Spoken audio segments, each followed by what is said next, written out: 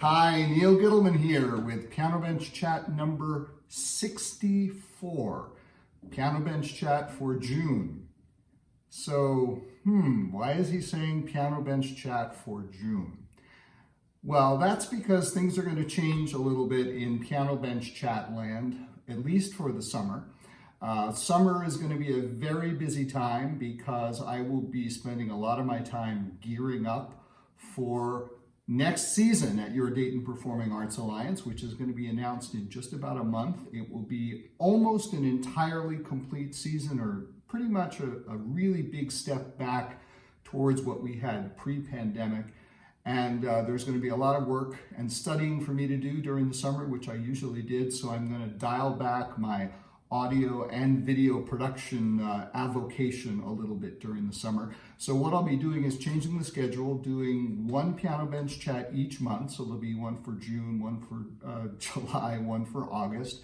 And then in September, I may do probably just one more. And then as we get into the season, which starts the first weekend in October, by the way, I will do them on a sort of every once in a while basis, mostly previewing upcoming performances. Because part of the idea of these was to do something to talk about music and keep music both in my life and in your life during the pandemic when we couldn't play. And that changed a little bit, of course, after New Year's when we started doing performances, but there was still a lot of gaps between those performances and a lot of people couldn't get out to do them. So it really felt important to keep doing the Piano Bench Chats. Now, as we hopefully, if all goes well and everything keeps moving in the right direction, get back to regular performances with a full orchestra on stage and a full house in the auditorium, it's not maybe quite as important to hit you every week with some hopefully interesting observation about music. But I will keep doing it, just not as often, so that I can go back to being more of a conductor and less of a video thing. But I thought for this last Piano Bench Chat of the weekly sequence that I would go in a way back to the very beginning. So back to Bach. That was Bach, the beginning of the fugue in E major from Book 2 of the Well-Tempered Clavier. So I'm going back to Bach.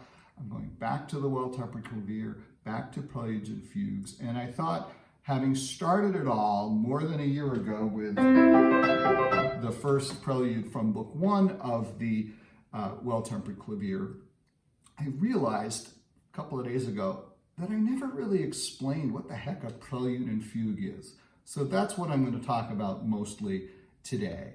But in case I forget about it, why am I wearing a Queen t-shirt and not a Bach t-shirt? That's because this week on Saturday is the last performance of this year's Reimagined season. It's a rock and orchestra series show, The Music of Queen. And so we will rock you indeed with the Dayton Philharmonic and our guest artists Winborn and their music director Brent Havens on the program. It's going to be a fabulous concert. I am pretty sure that just about every seat for both shows has already been sold. So I'm not going to tell you, go to the ticket office and get in, because I think you probably can't. But there will be a live stream of the concert June 5th at 8:30 p.m. If you're a member of the streaming society, so to speak, for the Your Dayton Performing Arts Alliance, you can get that stream. And if you're not a full member, you can just, I think it's $25. You can purchase a one-time stream to see it. It'll be at 8:30 on June 5th. So there's the public service announcement. Preludes and Fugues. So the idea of a prelude is both pretty simple and pretty complicated. It's simple because the idea of the prelude is the prelude sets up the key, the tonality, the scale that the fugue is going to be built on. So for instance, in the case of E major in Book 2, the prelude, the beginning of the prelude goes like this. It's one of my favorites.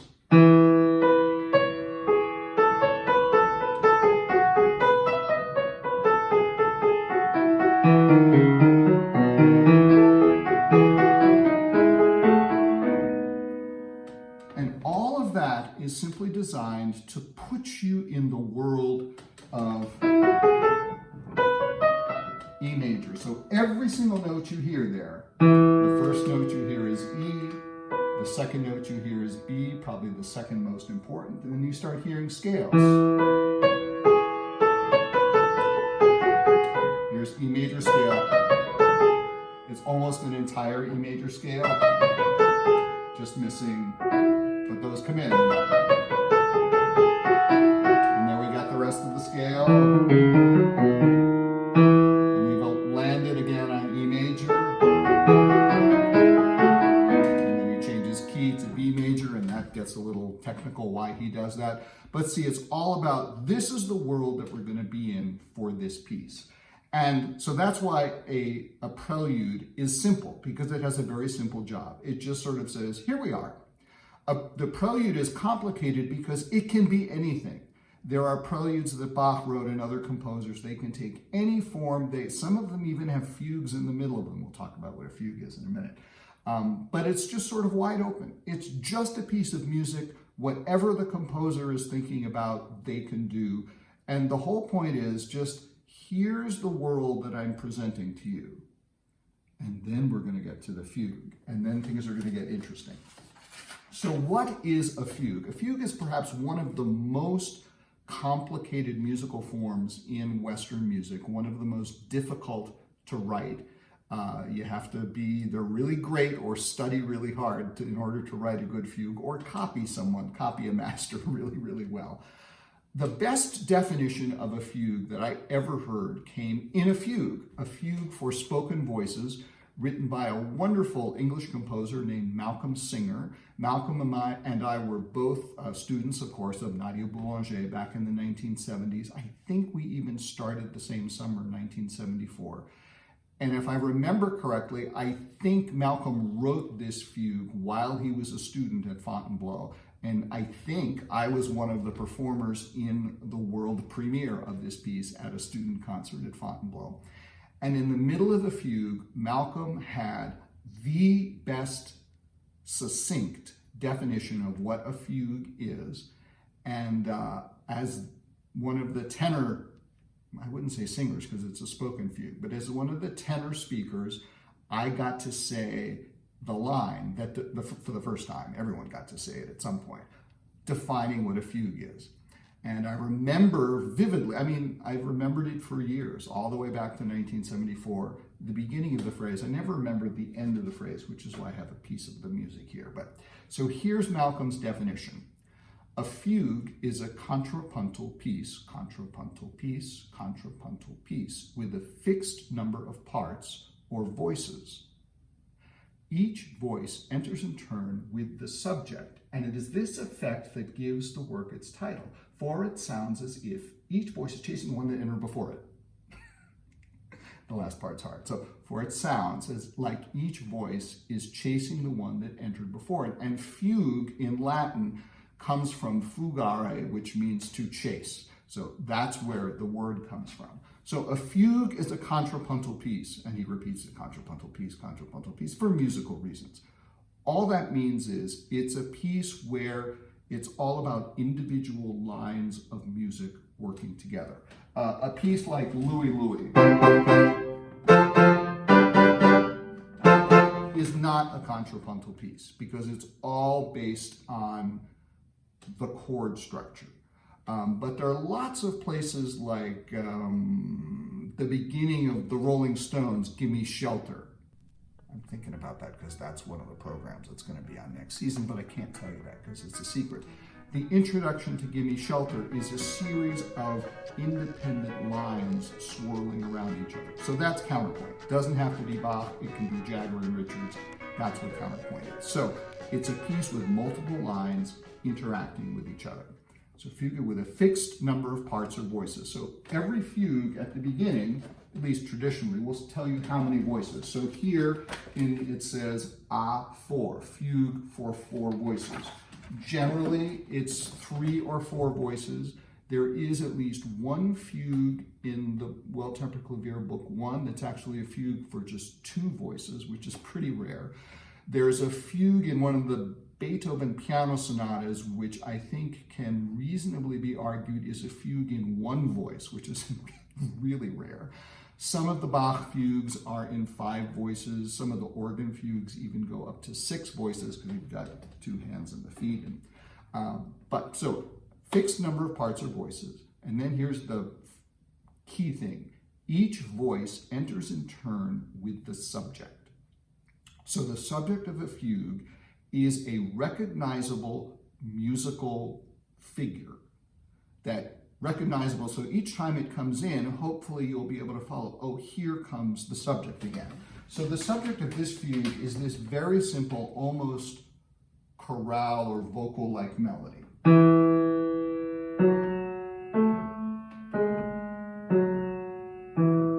Incredibly simple, but it's recognizable because of the simple shape it has going up and then coming down by scale. And so by being recognizable, it's easier for the listener to follow. So each voice enters in turn with the subject, enters in turn. So here we have 4 voices. We'll call them soprano, alto, tenor, and bass from bottom to top. And so the first voice that comes in is the bass. Here's the subject. Then the alto comes in.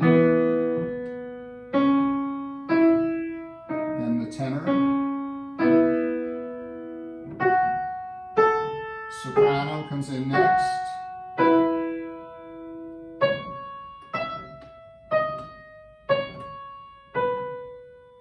And if I was a really good pianist, which you know by now, after 60 plus times, I am not, I could play the piece and you would hear each of those entrances very clearly. I'll try to do it, but I'll probably butcher it, so forgive me in advance. Bass.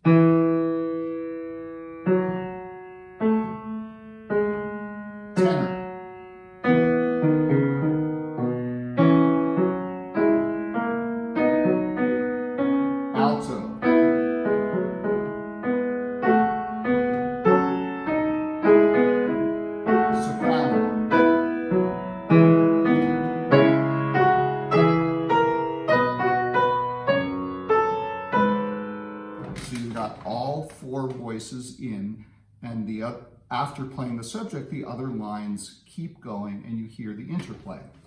After the subject, there's a secondary thing which is very important, which almost every fugue has, but it doesn't have to, called a counter subject.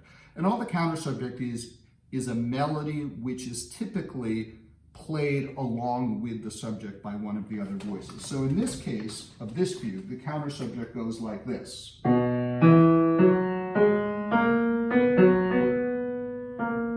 Actually 2 forms, but that's the basic form of it. So that's what the bass plays as its counter subject. The alto plays the theme, the subject, and then counter subject.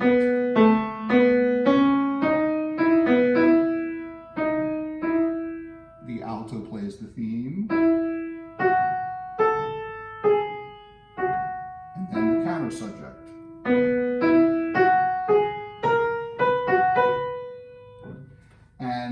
And so on.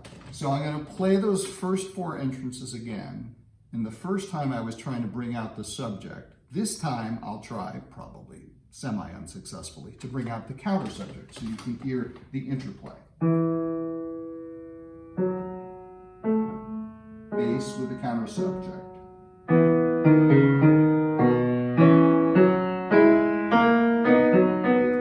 Now in the tenor.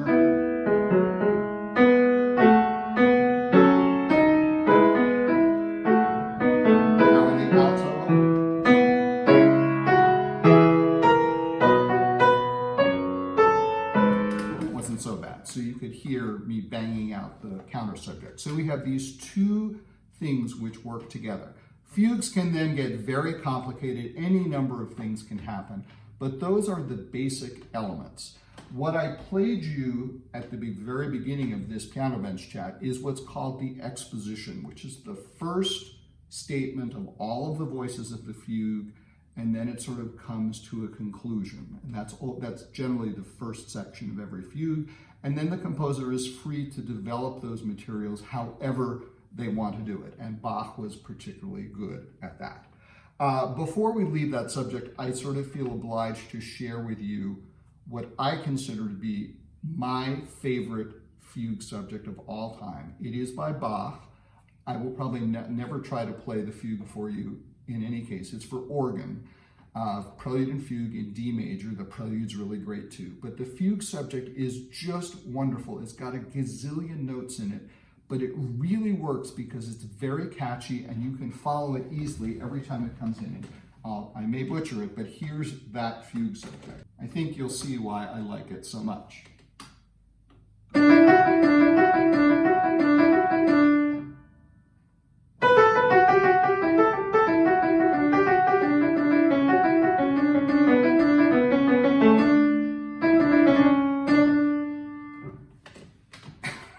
It's amazing. It just goes and goes and goes, and it's kind of built on nothing. It's really funny. And then there's that space, that silence. And you think it's done, and then he goes on. And the reason for that, and this is maybe the best thing of all, is when the counter subject comes in, the counter subject goes in that hole. So it would be...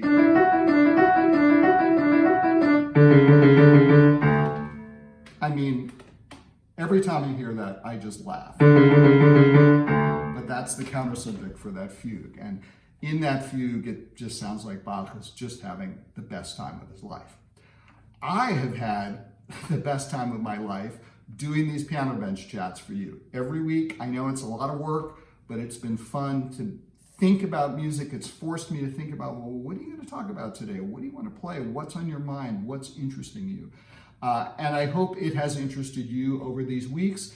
Watch out for them. They'll happen early in the month, probably the first week of each month in July, August, on into that. And then we'll start turning them into some previews of upcoming performances. But that's the most exciting thing. We're not all the way through this COVID thing, but we're pretty darn close. And if everything goes well, we'll be back to something that will feel really like normal when we get to the fall. So thank you so much for sticking with the Piano Bench Chats, but more importantly, thank you so much for sticking with your Dayton Performing Arts Alliance, with the Dayton Philharmonic, Dayton Opera, and Dayton Ballet. We have been here working for you, working to get beauty into your life all these 12, 13 months, 14 months almost, yeah? But we haven't, I mean, we're doing it for us, of course, but we're really doing it for you. And it's been your support and your enthusiasm and your refusal to quit on us that has helped us refuse to quit on you or on ourselves. So we owe everything to you. Thank you for watching. Thank you for being with us. And I will see you next month for Piano Bench Chat number 65. And have a wonderful and safe and happy summer.